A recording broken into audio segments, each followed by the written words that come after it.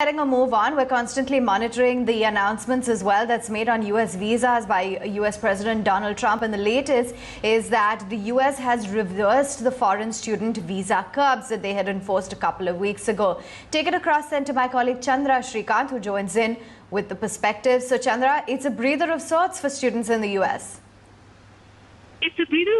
Certainly a huge relief, particularly for thousands of Indian students who are studying in American universities, because Indians are the second largest student community with over 2 lakh students taking up courses in the U.S. every year.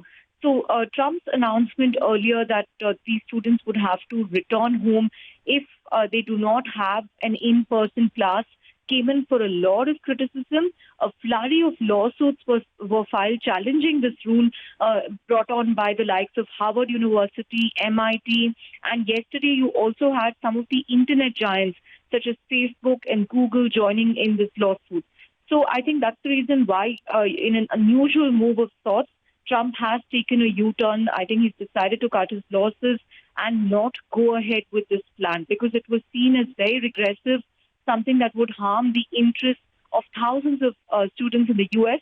So this is certainly going to come as a big relief for students worldwide and Indian students in particular, because Indians are the second largest student community in the U.S. We send 2 lakh students to the U.S. every year, the second highest after China. All right, thanks very much. This is certainly going to come as a breather, and this is after the fight with Harvard and MIT, who took up the issue very seriously. So clearly a regressive move that is being completely withdrawn.